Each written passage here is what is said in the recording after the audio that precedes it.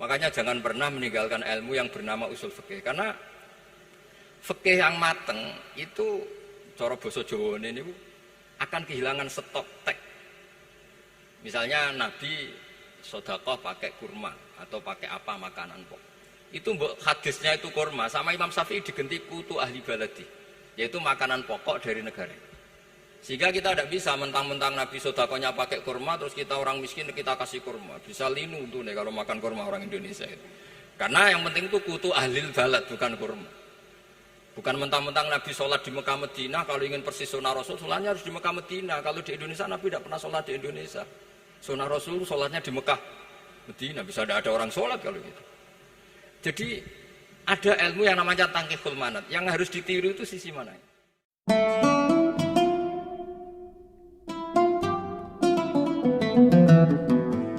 Para pemirsa, Anda saat ini masih terus bersama Haul ke-49 Kiai Haji Abdul Wahab Hasbullah, inisiator, pendiri, dan penggerak NU, pencipta lagu Ya Ahlal Waton, serta pahlawan nasional secara virtual.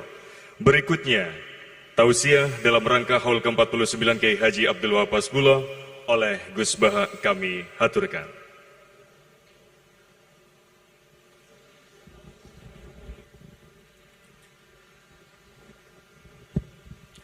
Assalamualaikum warahmatullahi wabarakatuh. Bismillahirrahmanirrahim. Allahumma ya Allah ihdinas siratal mustaqim siratal ladzina an'amta 'alaihim ghairil maghdubi 'alaihim waladdallin amin. Allahumma shalli wa sallim ala habibika Mustafa Muhammad wa ala alihi wa sahbihi wa barik wa sallim amma ba'du. Yang sangat saya hormati Mustasyar PBNU sekaligus Wakil Presiden Profesor Dr. Ma'ruf Amin, yang saya hormati Rais Am PBNU, Rais Am NU Kiai Haji Miftahul Akhyar, Ketua Tanfid PBNU yang juga masih pernah mbah sama saya, Kiai Haji Said Akil, yang saya tadi senang sekali marahnya, senang sekali girohnya, karena itu memang khas keluarga kami. Jadi kalau nggak kesampaian marah itu bagus. Jadi di antara sifatnya para nabi itu wayakhdufulillah, kalau agama nggak dapat apa tadi jatah ya, nggak tahu saya maknanya itu. Jadi wayakhdufulillah wayardoliridho. Semua yang saya hormati, ini ada Ibu Menteri Ibu Ida Fauzia, ada Gubernur Jatim Ibu Khofifah, yang sangat saya hormati keluarga besar Mbah Wahab Hasbullah.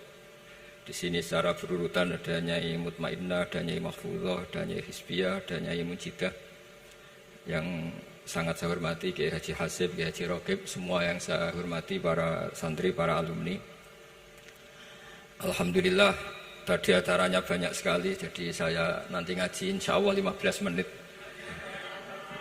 Karena menurut saya solusi bangsa ini itu mudah sekali kalau mau niru Mbah Wahab. Saya kemarin ditilihi Gus Hasib, saya tidak bilang bertamu, karena kalau tamu itu seakan-akan saya yang jadi tujuan, tapi niliilah karena beliau orang sepuh. Kemudian beberapa hari dikasih paketan buku beliau tentang Mbah Wahab, buku dari beliau tentang Mbah Wahab. Tapi sebetulnya saya tahu banyak tentang Mbah Wahab tanpa buku itu, karena Mbah Maimun, guru saya, juga bapak saya, Kiai Haji Nur Salim sering cerita. Kiai Wahab itu pedagang, juga ulama, juga politikus, juga pahlawan. Kita sebetulnya melihat itu sederhana, artinya sederhana dalam pikiran ulama. Jadi pernah suatu ketika Sayyidina Ali itu marah besar ketika melihat umat Islam itu pasif itu tidak aktif, sehingga beliau marah besar. Di antara kalimatnya itu, karena ini tengah-tengah kalimat, langsung pakai fa'ataf atau fa'tafrek atau apa sajalah, nanti terserah santri-santri yang iqrob. Fakubhan lakum hina sirtum gharadun yurma. Jadi umat ini akan buruk sekali ketika posisinya itu objek yang jadi sasaran tembak atau sasaran perasan pihak lain. Ketika misalnya haji itu bagus prospek, nanti ujung-ujungnya yang bikin sajadah kadang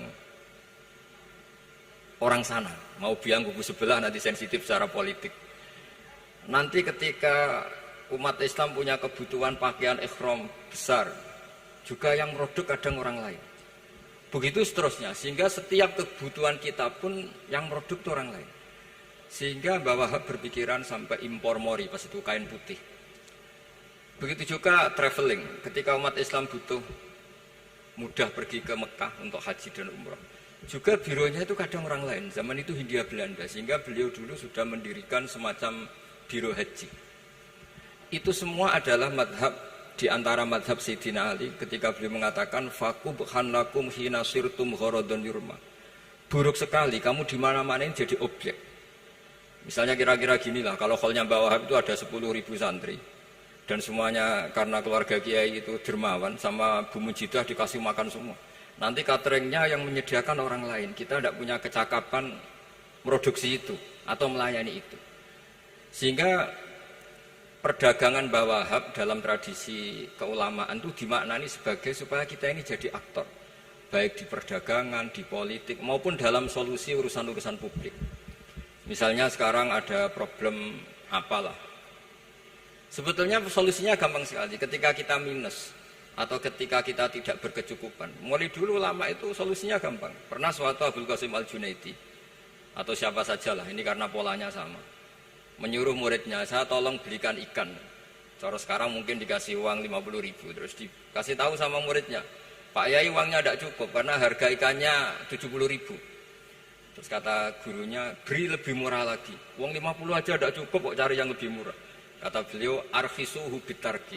Ya bikin murah karena kamu tidak berkeinginan. Jadi nggak usah belikan katanya. Ini penting sekali karena dulu ada solusi, masyhur itu makalahnya Imam Syafi'i itu. Kata beliau, fa innal ghina anisyaila bihi. Kalau kamu ingin tidak tergantung sesuatu, maka hindari sesuatu itu. Jangan memaksakan memenuhi sesuatu itu dengan memaksakan, tapi hindari sesuatu. Saya misalnya kalau nuruti kepengin, misalnya kalau saya dengan nafsu serakah saya, mungkin saya ingin punya mobil mewah, ingin apa saja, tapi itu membuat saya tersiksa karena harus menyediakan ini itu. Ya sudah, tidak usah ingin. Sehingga mudah sekali. Makanya kata ulama dulu, fa innal ghina anisyaila bihi. Untuk menjadi berkecukupan, usahakan banyak hal yang tidak Anda butuhkan. Semakin banyak hal yang kita butuhkan, maka kita akan tergantung akan sesuatu itu. Makanya banyak ilmuwan, saya sering diskusi sama pakar-pakar sama ilmuwan. Apakah negara Amerika itu negara yang kuat? Banyak ilmuwan yang berpikir itu ilmuwan politik, bukan tasawuf. Berpikir negara paling lemah itu ya kayak Amerika. Karena semakin powernya kuat, ketergantungannya semakin kuat. Untuk memenuhi kebutuhan listrik harus begini, untuk kebutuhan minyaknya harus ini. Semakin kita kuat, maka ketergantungan akan sesuatu semakin banyak. Jadi ibarat orang yang punya Alphard sama yang enggak, kayak mana ya? Kayak yang enggak, karena kebutuhannya ada banyak. Artinya dalam kondisi krisis, ulama masih punya solusi, yaitu al-ghina itu anisyaila bihi. Jadi usahakan ketercukupan itu karena menghindari kebutuhan-kebutuhan yang tidak primer, yang tidak prinsip. Bukan memaksakan semuanya terpenuhi. Karena kita ini ulama. Dulu ketika sebelum ada negara, belum ada TNI, itu ulama punya cara untuk melawan Belanda. Karena mereka terbiasa punya loyalis, punya muhibbin, punya ghirah, punya strategi. Sehingga Belanda itu kesulitan ngedip ulama. Apalagi mereka terus ke Mekah, ketemu komunitas internasional yang semuanya berfatwa bahwa penjajahan harus dilawan. Itu luar biasa. Belum ada negara, nggak ditopang negara, kemudian tetap bisa melakukan perlawanan. Coba kalau dulu ngelawan nunggu, wah saya mau ngelawan penjajah kalau saya diangkat jadi TNI, saya mau ngelawan kalau saya punya otoritas yang disahkan negara, itu ribet, negara belum terbentuk. Makanya ini saya tidak akan ngaji lama-lama, tapi saya akan cerita khas Mbah Wahab sesuai riwayat yang saya dapatkan dari guru-guru kami, bahwa beliau tadi seperti yang dikatakan Pak Said, membina dan menyebarkan NU kemana-mana tanpa uang proposal. Nggak kebayang saat itu proposal kepada siapa, negara sendiri masih susah. Lalu mau diajukan kemana? Terus yang mau tanda tangan itu ya siapa? Jadi yang saya tahu tadi, yang penting kita niru sesuai yang diidam-idamkan tadi Sayyidina Ali. Jangan sampai kalian itu menjadi gharadun yurma. Ada apa saja orang lain yang memikirkan labanya, kita yang jadi objek. Sehingga zaman itu kita terima kasih semua sama Mbah Hashim, sama Mbah Wahab. Karena ini zuriyatam ba'duha min ba'd. Kita tahu Mbah Wahab putra Mbah Hasbullah punya ibu Nyai Fatimah, terus sampai Mbah Abdussalam ya.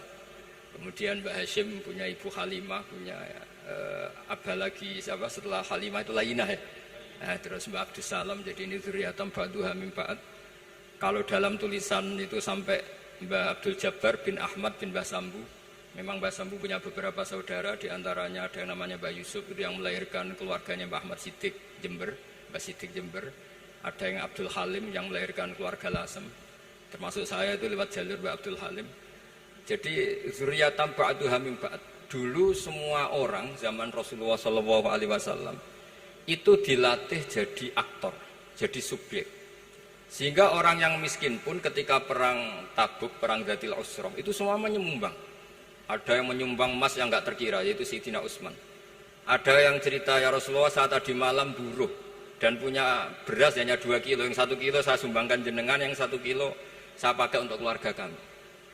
Sekarang logikanya sederhana, kalau orang miskin 3.000, pas itu anggap saja pasukannya misalnya 3.000. 3.000 nyumbang beras 1 kilo, itu artinya terdapat 3.000 kilo beras. Artinya apa? Orang Islam yang miskin membiayai dirinya sendiri untuk makan. Dan mereka adalah aktor heroik. Tapi kalau misalnya ini orang-orang miskin ini tidak mau urun rembuk, kemudian menjadi beban negara, maka yang harusnya dipakai senjata, dipakai beli sembako. Dulu zaman Nabi meskipun orang itu miskin, itu semuanya bersifat heroik. Sehingga perang Dzatil Usrah itu perang paling dikenang Al-Quran. Nah, efek dari ingin memberi adalah tidak tamak. Makanya kalau dalam kitab tasawuf itu orang kikir itu gak dikritik. Yang dikritik orang tomak. Karena orang menvonis orang lain kikir itu pasti karena berkeinginan mendapat. Kalau tidak berkeinginan mendapat, maka orang lain tidak akan kamu vonis sebagai kikir. Andai kan kita semua ingin memberi sumbangan kepada Indonesia, maka kita tidak akan menvonis pemerintahan kita tidak becus ngurmat kita. Meskipun pemerintah tentu berkewajiban ngurmat orang-orang miskin itu tentu. Tapi andai kan semua orang miskin berpikir ingin menyumbang pemerintah, maka tidak akan menyalahkan pemerintah ketika faktanya nanti suatu saat atau kapan saja, semoga ini tidak terjadi, itu tidak mampu menyumbang. Karena masyarakat kepikirannya memberi, bukan mendapat. Ini solusi-solusi yang diajarkan Rasulullah SAW yang disebut al-yadul ulya khairum minal yadis sufla. Jadi bahwa posisi memberi jauh lebih baik ketimbang posisi menerima. Sehingga ketika Allah mensifati orang baik itu siapa? Allah mensifatinya sederhana. Wa mimma razaqnahum yunfikun. Orang yang kepinginannya itu yang memberi. Itu dulu zaman Nabi pas perang Khandaq, pas perang Tabuk, pas beberapa perang. Itu orang yang paling miskin pun turun. Sampai orang-orang munafik mencibir, innallaha ta'ala la ghaniyun an shadaqati hadza. Allah tidak butuh sedekah hanya 1 kilo. Tapi coba efeknya dari sedekah 1 kilo itu tadi, misalnya orang miskin yang perang 3.000, itu semuanya memakan uangnya sendiri setidaknya enggak jadi beban negara. Terus mentalnya itu patriotik. Dari mental patriotik itu ketemu Belanda kayak apa, mereka bisa makan apa saja. Mulai ares gedang, mulai apa saja, yang penting halal. Karena mentalnya dari awal heroik. Tapi andai kan mereka mentalnya tomak, mungkin sudah mati. Karena, wah nunggu negara ngasih makan, proposal dulu, sedang mati. Tapi orang dulu enggak, karena heroik inginnya memberi sehingga bisa mendapatkan solusinya sendiri. Ini solusi yang saya tawarkan sebetulnya ini Mudawwan, artinya Mudawwan itu ada di beberapa kitab, lihat di beberapa tafsir istilah perang Dzatil Usrah, perang Tabuk atau perang apa saja itu memang zaman itu susah sekali. Itu menjadi solusi utama adalah setiap orang ingin bermental patriotik. Nah, kalau sudah orang bermental patriotik itu gampang, ukur apa saja itu gampang. Karena tadi dari 3.000 atau 1.000 atau apa saja pasukan, sampai ada yang urun tadi beras 1 kilo, tapi 1 kilo itu menjadi satu watak, satu karakter bahwa bangsa ini inginnya memberi sama negara, sehingga negara ini mudah merdeka. Coba kalau semua orang miskin zaman itu bermental ingin mendapat, ribut proposal, nyalahkan ini, enggak didata miskin tersinggung, kan capek. Jadi ini memang zaman akhir ya, agak aneh, orang enggak didata miskin itu tersinggung. Kalau besanan nyari yang kaya, tapi kalau ada sumbangan nyari sebagai yang miskin. Jadi kalau tanya solusi khas ulama, kita belajar dari perang Dzatil Usrah. Itu orang yang miskin semuanya urun. Nah barokahnya urun itu kemudian mereka bermental patriotik. barokahnya patriotik, yang kaya, yang miskin, yang pinter, semuanya berkontribusi untuk menyumbang negara. Akhirnya negara ini bisa merdeka sebelum terbentuk TNI, sebelum terbentuk Polri. Karena tadi keinginan memberi, keinginan patriotik. Sehingga cerita buyut-buyut saya ketika Belanda atau apa Jepang, itu yang dicari di geladak saya itu ya kitab. Karena kitab ini dianggap sumber inspirasi mereka melawan Belanda. Dulu kita tahu masyarakat kita itu kalau ngerti Belanda itu dipanggil Doro, wis penjajah jadi diundang Doro. Itu kan terlalu dulu. Sehingga orang Arab itu kadang agak dengan tanda kutip mencibir kita. Kalau bahasakan negara jajahan itu mustakmarin. Negara yang perlu rame karena cara berpikir masih terbelakang. Wong penjajah kok dipanggil Doro.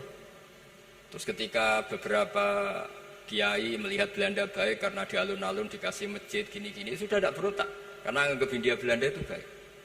Baru ketika era beberapa ulama, ada Mbah Hashim, ada Mbah Haswo, tadi kata beliau Dwi Tunggal tadi, terus ada fatwa resolusi jihad, sehingga mereka baru sadar bahwa Belanda itu ancaman. Kayak apa pentingnya ilmu, kayak apa pentingnya fikih.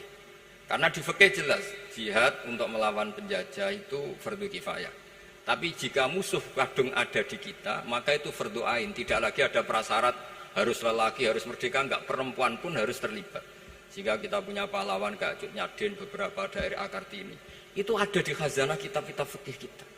Jadi kita tidak pernah kehilangan khazanah untuk menjawab muskilatus zaman, untuk menjawab problem-problem zaman. Tapi yang penting kita selalu ngaji, selalu belajar. Saya adalah orang yang sebetulnya tidak pernah ingin terkenal karena saya itu suka belajar. Cuma saya bikin pengecualian, mau diundang kalau pernah sepuh. Ternyata yang pernah sepuh itu banyak. Ini agak musibah bagi saya karena harusnya kiai itu ya dihormati. Tapi gara-gara kalah sepuh digawe kongkonan. Saya ini kemana-mana digawe kongkonan. Jadi gayanya nasihati, tapi aslinya diperintah. Jadi tidak ada kerennya sama sekali. Saya di mana-mana posisinya al-makmur, diperintah. Tapi saya senang karena ilmu itu butuh konsensus. Andai kan saya tidak pernah ngaji di depan Mbah Mun, di depan bapak, di depan guru-guru, maka mungkin saya tidak pede atas bacaan yang saya baca. Karena saya tidak tahu ini benar apa tidak. Sehingga masyhur dalam guyonan santri, ada orang tidak baca-baca kitab, cari kamus sampai mati tidak ketemu. Karena dia bacanya lam targiman. Wah itu cari di kamus sampai mati tidak akan ketemu. Bareng tanya gurunya, ini apa Pak Yai? Oh itu lam tarodaman. Lam tarodaman itu karena marjiknya mar'ah, orang ningali sapa mar'ah daman ing getih. Dia bacanya jadi satu lam tardiman. Dicari di kamus ya, sampai mati tidak akan ketemu. Makanya di guyonan-guyonan pesantren itu banyak katanya ada cerita orang mati karena satu titik. Jadi gurunya baca habbatun sauda dawaun min kulli da. Jadi dia kitabnya kelebihan apa? Titik. Jadi kelebihan titik dia bacanya itu hayatun sauda dawaun min kulli da. Nyari ular hitam, kobra, dipatuk mati. Padahal sesuai resep kitabnya, karena kitabnya dia kelebihan titik hayatun sauda, artinya maknanya ular hitam. Sementara tagnya mestinya habbatun sauda. Jadi kenaifan-kenaifan begini itu harus kita dandani, karena yang bisa, kata Pak Said tadi, yang bisa itu kita. Cari kebenaran dari mana? Kita itu ya pokoknya ulama lah. Tidak harus NU, tidak harus Muhammadiyah, pokoknya ulama. Yang wasatiyah. Itu nanti terus gimana? Yang wasatiyah itu kayak apa? Tapi jelas ulama. Karena dulu zaman, kalau kita fair secara sejarah dulu ya Mbah Wahab ya dekat Mas Mansur. Dulu Mbah Hashim ngaji sama Mbah Ahmad Dahlan, sama-sama di Mbah Soleh Darat. Ketika di Mekah ya sama-sama ngaji di Syekh Khotim Minangkabau. Jadi kalau era beliau itu ya memang dulu perbedaan itu nggak ada masalah. Karena perbedaan itu bawaan visi ya.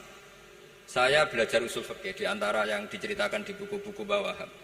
Beliau itu ahli usul fikih. Sementara Ki Bisri itu suka fikih mateng. Sehingga memang ada perbedaan antara fikih mateng dan usul fikih.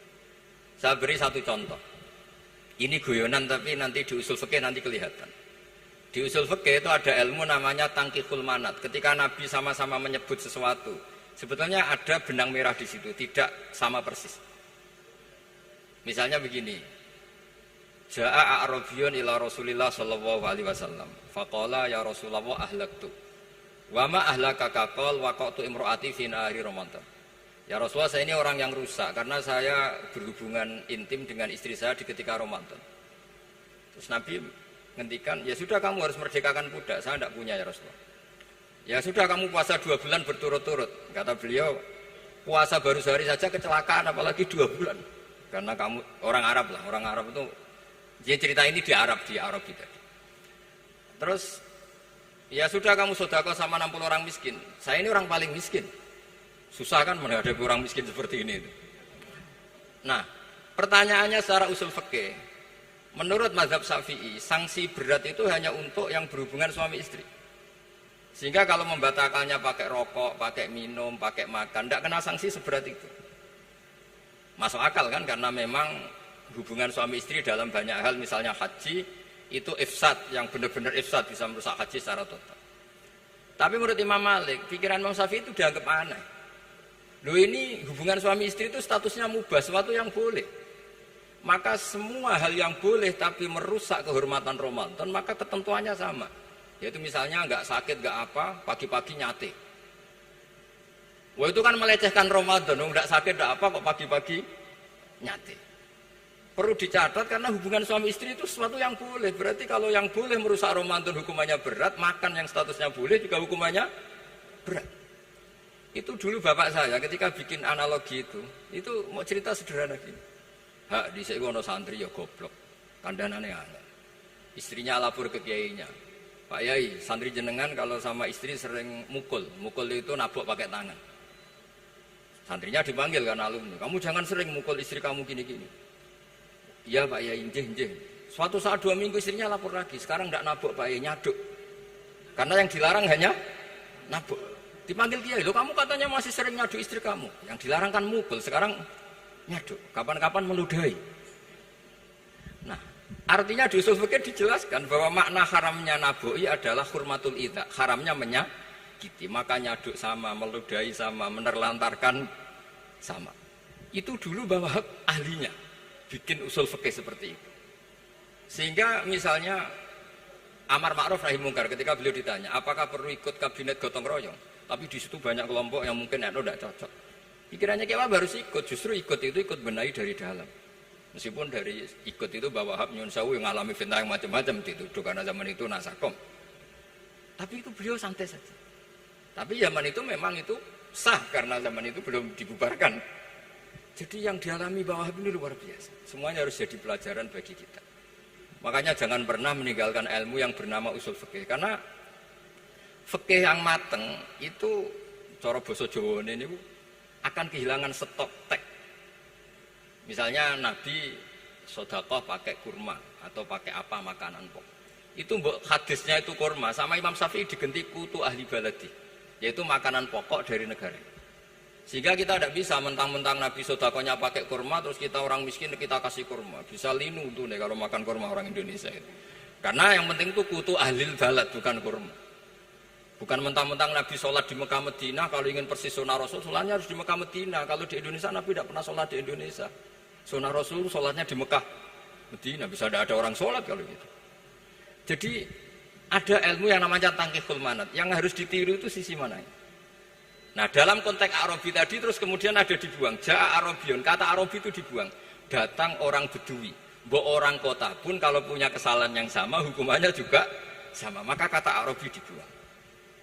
Nah, menurut Imam Malik, kata jima, hubungan suami istri juga dibuang, digenti membatalkan puasa dengan apa saja yang tanpa uzur syarat. Jadi ini kealiman-kealiman kiai-kiai Indonesia dulu itu, misalnya kentong, dulu meskipun ada yang bilang bid'ah, kentong itu bid'ah karena mirip orang Nasrani. Orang Nasrani itu bentuk kentongnya di kelenteng itu tidak seperti kentong kita. Adat Indonesia kalau pos kampleng ada maling, ada banjir pakai kentong. Jadi adatnya memanggil tuh pakai kentong. Makanya kiai-kiai dulu, oh ini mirip orang Nasrani, enggak mirip pos kampleng katanya. Padahal jelas menurut hadis sahih jelas ketika ada sahabat usul ya Rasulullah bikin kentong, wah jangan nakus itu nanti kayak Nasrani. Bikin buk itu trompet, jangan nanti mirip orang Yahudi. Ya dengan api ya Rasulullah, jangan nanti mirip Majusi. Datang sahabat tergesa-gesa, beliau mimpi kalau diajarin azan. Azan itu maknanya al-ilam, memberi maklumat waktu sholat. Akhirnya ada azan. Kemudian ulama Indonesia dulu Mbah Hashim sama Ki Fakih Mas Kemampang, yang satu anti kentong, yang satu pro kentong. Itu dulu ya saling menghormati, nggak masalah. Karena fikih itu sekali khilaf itu mirip-mirip. Tadi Pak Said Akil nyinggung Palestina. Saya pernah ke Palestina. Itu banyak ulama Mesir yang mengharamkan orang datang ke Yerusalem, ke Masjid Aqsa. Karena mau tidak mau harus dapat visa Israel, berarti ngaku eksistensi Israel. Karena dianggap mengaku eksistensi Israel maka hukumnya haram. Tapi saya pernah ketemu Imam Masjid Aqsa. Beliau bilang begini, Pak Bahak, kalau orang Islam dari seluruh dunia tidak datang ke kami, maka eksistensi kami dianggap diabaikan oleh komunitas internasional. Dan itu dengan mudahnya Israel mencaplok kita. Sehingga separuh ulama Mesir juga mewajibkan yang mampu harus ke sana. Dengan cara itu Aqsa aman karena masih diperhatikan ulama atau komunitas internasional. Yang satu cara pandang ke sana berarti ngaku eksistensi Israel karena ada visa Israel.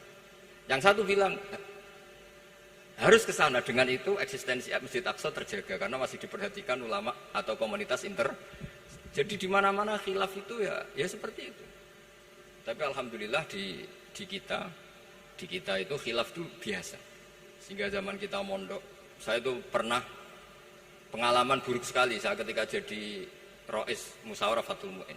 Itu ada pertanyaan gini Gus Hasib. Saya tanya gini sama orang, Gus, soft paling utama itu yang nomor berapa? Nomor 1 kata saya. Yang kedua, yang soft berikutnya, iya yang berikutnya. Kalau sudah tahu soft terbaik itu yang nomor 1, kenapa masjid gak dipakai memanjang selatan utara? Biar semuanya nomor 1. Selagi masjid itu memanjang barat timur, pasti ada soft 1, 2, 3. Itu kan kurang ajar betul. Jadi supaya orang soft 1 semua ya tinggal desain masjidnya, yaitu memanjang utara selatan. Selagi masih memanjang barat timur, pasti soft 2, 3. Terus saya kebalik tanya, lalu setelah begitu yang paling abdul siapa? Yang sisi kanannya imam. Ya sudah, imamnya dipojokkan pol selatan, biar semuanya dari pol kanan.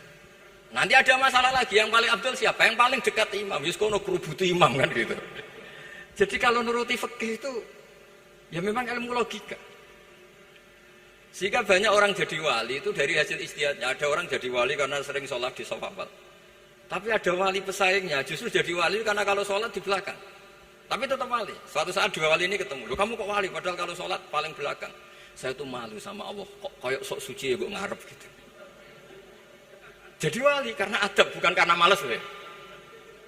Saya itu gak pede, saya saja kok sholat di depan. Maksudnya kok kepedean itu. Tapi tentu secara syariat tetap baik yang di depan. Ini saya bukan bela yang, kenapa saya cerita bela yang belakang? Karena yang bela jarang gitu, makanya saya. Dan kebetulan saya kalau sholat ya sering di soft belakang. Tapi ini saya cerita betapa logika fikih itu khazanahnya banyak dan luas. Dan kita bicara usul fikih itu biasa. Kita belajar sama beberapa ulama. Saya berkali-kali cerita di mana-mana. Muhammad bin Hasan Asyibani itu mewajibkan ulama kaya. Dan beliau kalau ngitung duit itu di kamar tamu, di ruang tamu. Sehingga santri itu kepikiran nyalami template. Kan cara orang Jawa kan meliti, ngitung duit kok di ruang tamu. Tapi ternyata alasannya beliau masuk akal. Ben santri ku roh nak kiye ini di duit. Jadi ra perlu kepikiran nyumbang gula. Ya masuk akal. Tapi yang nyimpen duit ya masuk akal. Duit kok dipamer-pamerno. Tapi yang pamer nggih monggo nak niate ben wong liya ndak perlu berempati, nggak perlu sakit. Jika nggak perlu didata dapat BLT mergo duwike didakok. Ya itu semuanya istihad. Assalamualaikum warahmatullahi wabarakatuh.